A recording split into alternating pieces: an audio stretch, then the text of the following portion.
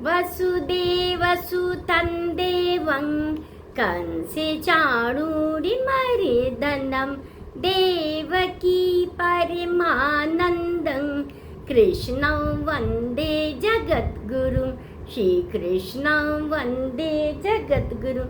जय श्री कृष्ण। आप सभी को रोज एक श्लोक, रोज एक प्रेरणा, रोज एक कदम भगवान श्री कृष्ण की ओर, इसी संकल्प के साथ आप सभी का हार्दिक स्वागत है आपके अपने channel divine Gita by Shashi में। आज हम श्रीमद् भगवद गीता के 12 अध्याय भक्ति योग के 17वें श्लोक का अध्ययन करेंगे। प्रिय साधकों, पिछले श्लोक में भगवान श्री कृष्ण ने ऐसे भक्त का वर्णन किया था जो अपेक्षा रहित, शुद्ध, उदासीन और सभी आरंभों का त्याग करने वाला है। अब इस श्लोक में भगवान उस भक्त के आंतरिक मनोभावों का वर्णन करते हैं जिसने अपने मन को संसार की द्वंद्वात्मक परिस्थितियों से ऊपर उठा लिया है।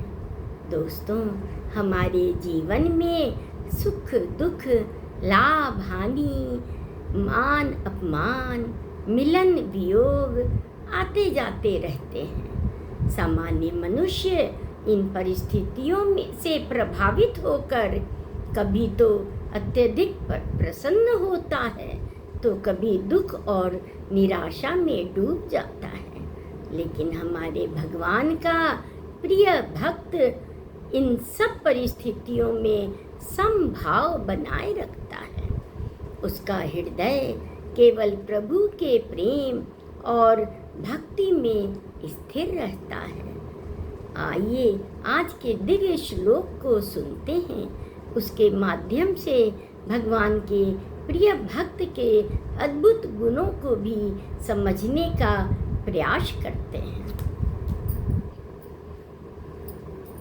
यो न हृष्यति न द्वेष्टि न शोचति न कांक्षति शुभाशुभ परित्यागी भक्ति मान्य समे प्रिय।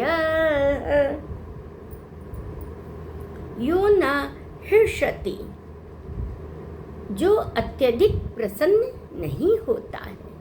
प्रिय भक्तों, यहाँ पर हमारे भगवान यह नहीं कह रहे हैं कि भक्त को प्रसन्न होना ही नहीं चाहिए, बल्कि भगवान यह बता रहे हैं कि वह सांसारिक उपलब्धियों और क्षणिक सुखों में इतना नहीं बह जाता है कि वह अपना विवेक ही खो बैठे। उसकी प्रसन्नता बाहरी वस्तुओं पर ही नहीं बल्कि ईश्वर की निकटता और आत्मिक शांति पर आधारित होती है। न द्वेष्टि, जो किसी से भी द्वेष नहीं करता है। सच्चा भक्त किसी भी प्राणी के प्रति घृणा या वैर भाव नहीं रखता है। वह समझता है कि प्रत्येक जीव में परमात्मा का ही अंश विद्यमान है, इसलिए उसके मन में सभी के लिए प्रेम, करुणा और सद्भाव होता है। न शोचति, जो शोक नहीं करता है। प्रिय दोस्तों, भगवान कहते हैं कि भक्त जानता है कि संसार में सब कुछ परिवर्तनशील है। जो आया है वह जाएगा ही, और जो गया है वह फिर किसी न किसी रूप में लौटेगा ही। इसलिए वह अतीत के लिए अत्यधिक शोक नहीं करता है, बल्कि हर परिस्थिति को भगवान की इच्छा मानकर स्वीकार करता है। न कांक्षति, जो किसी वस्तु की लालसा नहीं करता है। उसकी इच्छाएं अनंत नहीं होती हैं। वह जानता है कि सच्चा सुख बाहरी वस्तुओं के संग्रह में नहीं है, बल्कि आत्म संतोष और ईश्वर भक्ति में है। इसलिए उस भक्त की कामनाएं सीमित और नियंत्रित होती हैं। शुभाशुभ परित्यागी, शुभ और अशुभ कर्मों के फल का त्याग करने वाला। भगवान श्री कृष्ण कहते हैं कि यहाँ शुभ और अशुभ फल का त्याग करने का अर्थ कर्मों का ही त्याग नहीं, बल्कि उनके फल के प्रति आसक्ति का त्याग है। भक्त अपने सभी कर्म हमारे भगवान को समर्पित कर देता है। वह न तो शुभ फल मिलने पर अहंकार करता है और न ही अशुभ फल मिलने पर निराश होता है।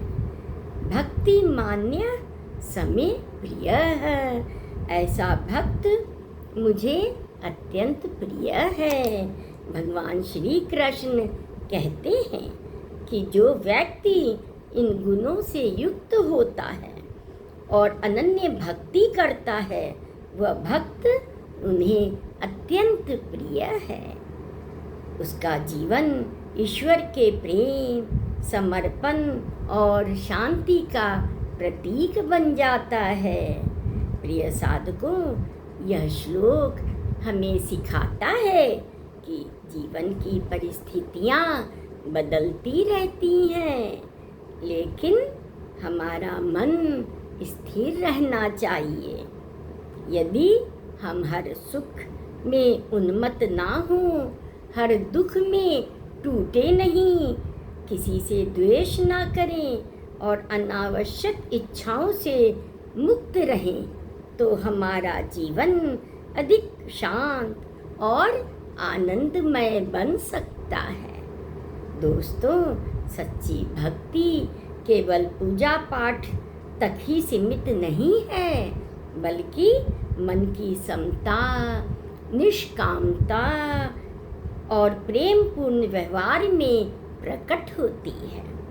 जब हम अपने कर्मों और उनके फलों को अपने भगवान को समर्पित कर देते हैं, तब जीवन हर क्षण एक साधना बन जाता है।